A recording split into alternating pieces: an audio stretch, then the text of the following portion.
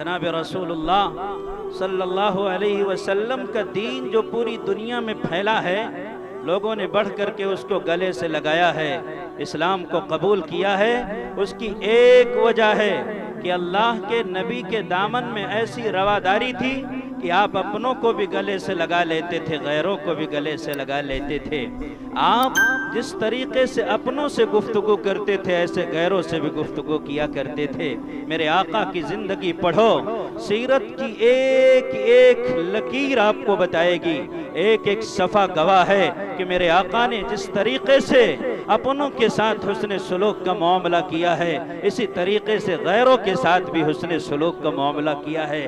محمد جب اپنے گھر سے نکلتے اور کوئی کراہتا ہوا آپ کو راستے میں مل جاتا، او اسلام کے پاسبانوں، نبی کا کلمہ پڑھنے والے مسلمانوں، اپنے نبی کی زندگی کے بارے میں سنو، اور سنو ہی نہیں، دماغ میں بٹھاؤ اور دل سے لگاؤ، اور پوری دنیا کے اندر نبی کا پیغام عام کرو، تاکہ دنیا والوں کو معلوم ہو جائے کہ نبی کا پیغام نفرت کا پیغام نہیں ہے، نبی کا پیغام تشدد کا پیغام نہیں ہے، نبی کا پیغام مار کاٹ کا پیغام نہیں ہے، بلکہ یہ پیغام محبت ہے۔ جہاں تک پہنچے میرے آقا نے جس طریقے سے لوگوں کی خبرگیری کی جو اپنے تھے، اسی طریقے سے ان لوگوں کی بھی خبرگیری فرمائی جو غیر تھے۔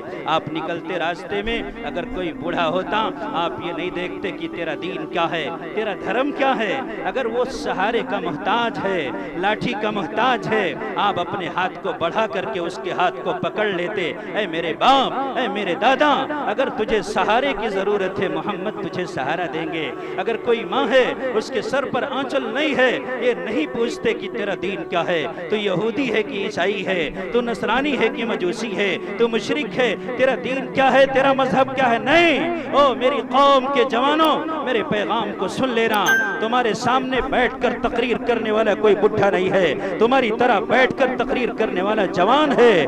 ایک جوان کی بات اگر جوان کے دل کو اپیل نہ کرے، ایسی جوانی کو آگ لگا دینا چاہیے۔ اگر یہی زندگی ہے کہ نبی کی بات کو قبول کرنے کی صلاحیت نہیں ہے، تو سنو، یہی ہے زندگی، تو زندگی سے خودکشی اچھی کہ انسان عالم انسانیت پہ بار ہو جائے، ایک ایسی شان پیدا کر کے باطل تھر تھرا اٹھے، نظر تلوار بن جائے، نفس جھنکار بن جائے۔ میرے آقا نکلتے تھے، اگر کوئی عورت ہے، بے سہارا ہے، یتیم ہے، لاچار ہے، بے کس ہے، بے بس ہے، اور اس کے خبرگیری کرنے والے کوئی انسان کیا کوئی نہیں ہے، اللہ کے حبیب علیہ السلام اس کے دکھوں پر مرہم رکھنے کے لیے آگے بڑھ جاتے تھے۔ تیرا دین کیا ہے، تیرا مذہب کیا ہے، آپ نے کبھی نہیں پوچھا۔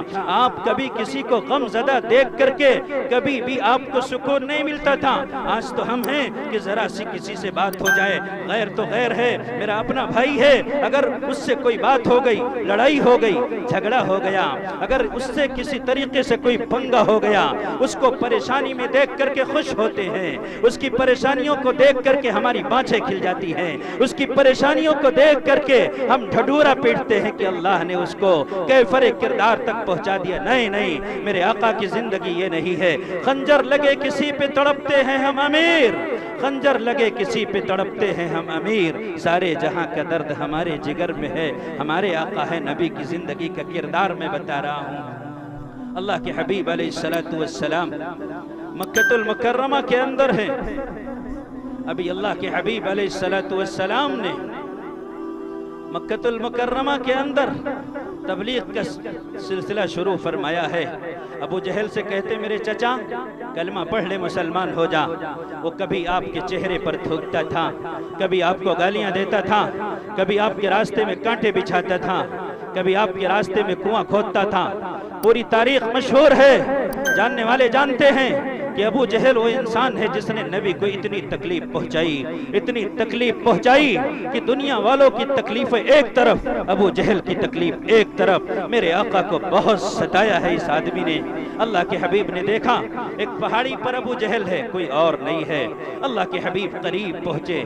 نبی کوئی معمولی ہستی تھوڑی ہے، اللہ کے حبیب ہیں، کائنات کے امام ہیں، مسلمانوں کے دلوں کی دھڑکن نہیں، بلکہ اللہ نے اپنے بعد سب سے بڑا رتبہ آپ کو عطا فرمایا ہے۔ دنیا میں احترام کے قابل ہیں جتنے لوگ، ہم سب کو مانتے ہیں، مگر مصطفیٰ کے بعد آپ ہی وہ ہیں جن کے بارے میں ہمارا عقیدہ ہے تکبیر میں کلمہ میں نمازوں میں عظامیں، تکبیر میں کلمہ میں نمازوں میں عظامیں ہے، نام الہی سے ملا نام محمد۔ فرماتے تھے آدم کی مجھے خلد بری میں لکھا ہوا توبہ پہ ملا نام محمد۔ اس نام کی لذت دل عشاق سے پوچھو، جہاں آ گئی تن میں جو لیا نام محمد صلی اللہ علیہ وسلم۔